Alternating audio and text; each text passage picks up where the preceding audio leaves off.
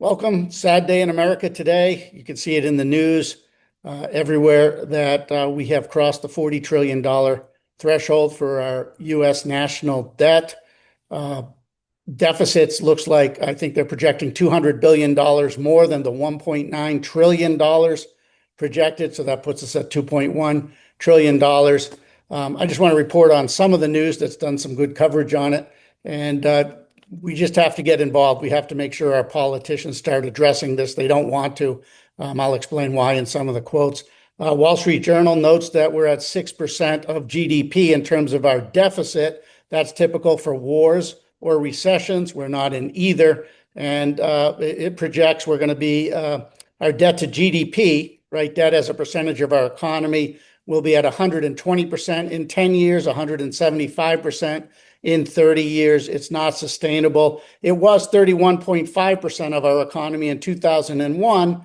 And according to the National Review, it was projected that the debt would be gone by 2009. We actually had surpluses. Things weren't like they are today.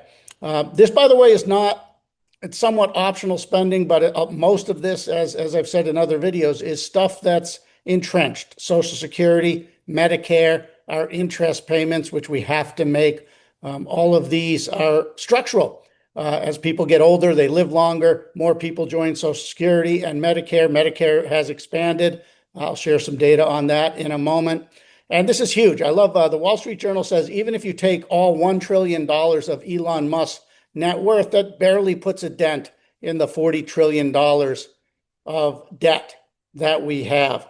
And it also notes that debt is almost equal to the debt owned by all U.S. businesses, other than banks, and U.S. households. So it's just enormous. It's like a huge black hole that's going to suck the life out of our country and economy. Ben Shapiro was pretty resigned about it. He noted that we're just going to be in austerity in a few years because politicians that try to address the debt with serious ideas, raising revenue, cutting costs, like Paul Ryan talked about, are ostracized. It's really hard to do because they'll look like villains, and we Americans tolerate that. The National Review has some great information about the debt. They have super articles. I hope you all subscribe to the National Review. So they looked at the Committee for Responsible Budget and quoted them. The Committee for a Responsible Budget broke down where all of this is coming from. Tax cuts account for 37 percentage points of the issue. Discretionary spending and Medicare expansion is 33 percentage points. So that includes introducing Part D of Medicare. So as that program expands, as well as some discretionary spending, that's there. And the response to the Great Recession and COVID adds 28 percentage points to the current problem. It notes that without any of these two, so if we just didn't have the tax cuts, we didn't have discretionary spending, or we didn't have the response to the Great Recession and COVID, without any of those two, we'd go back to the ratios we had in 2001. Without any of these three, the debt could be paid off. We could pay off our debt. It also notes, I think this is really important, that 80% of all of the reasons for our debt, our deficits, are based on laws enacted by bipartisan majorities. It's not just one party. You can't say it's all Trump's fault, although certainly in his two administrations, he's raised spending significantly. You can't just say it's all the Democrats' fault. They do it too. 12% right, so 80% is laws enacted on a bipartisan manner.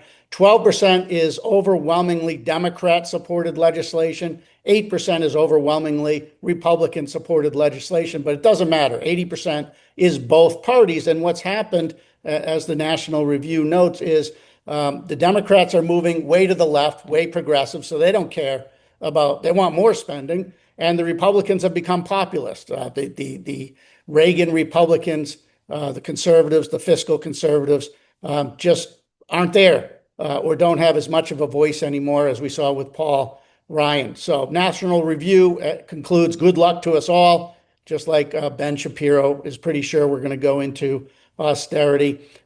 Meanwhile, if you look at some of the longer term treasuries, interest rates are going up, not just because of the debt, also because of bonds being issued for AI data centers and AI plays, also because of the uncertainty in geopolitics. But that's what's going to happen. We're all going to experience this.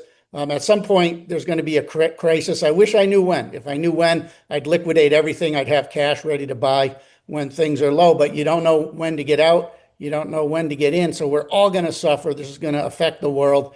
If you have a lot of assets, there's really nowhere to hide. I've talked to a lot of wealthy colleagues that I know. They don't know what to do.